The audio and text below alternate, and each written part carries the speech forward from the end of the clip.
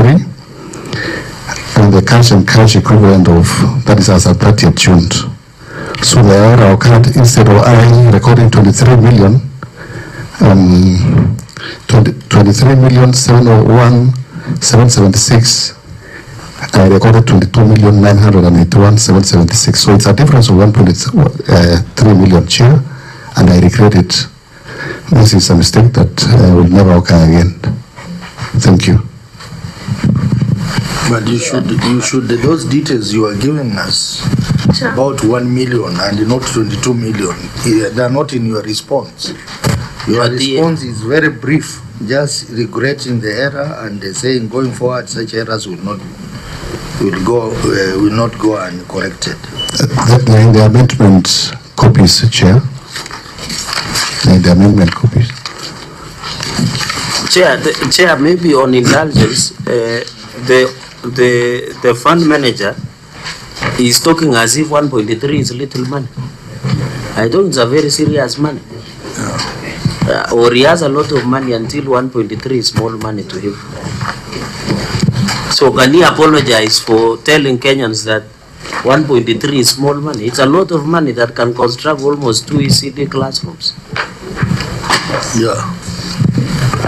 Proceed. Chair, I apologize. It is not 1.3. It's not a loss, Mr. Chairman. The only problem is that it was a human error that I recorded. But it doesn't really affect the cash and cash equivalent. But, you know, Chair, you cannot say it's human error. You remember when Uhuru committed error when he was the Minister of Finance? It was a serious error. So it's not about being human error. If it is human error, then you should have resigned. Because we cannot, if everything we take as human error, then we fail in the duty of due diligence, Chair, in our offices. Because, Chair, this difference, to many people, 1.3, this clerical error that is dismissing, is a serious issue. We have established not about capacity, it's not an availability of all these issues. So can he either apologize and be ready for the sanctions by the committee in their report, and then the matter rests there. But the more he talks about human error, all of us would be feigning human error in everything we do, and the whole country will collapse. Chair, before maybe he apologizes, when was the correction submitted? Was it submitted when the auditors were still on the ground, or it was a late submission? And what does the law say about late submission? That one, the auditor will respond to that.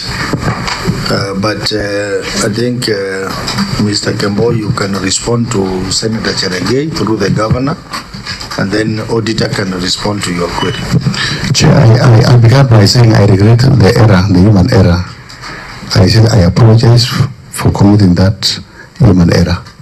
Thank you, Chair.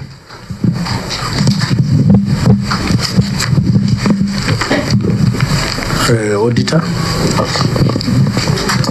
Chair, we got the corrections of this on Friday, on 18th of August. That's like a week ago.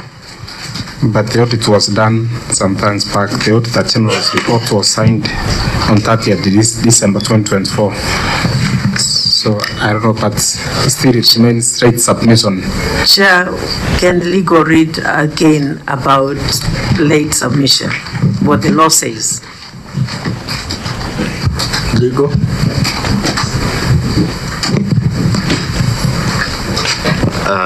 Through you, Chair,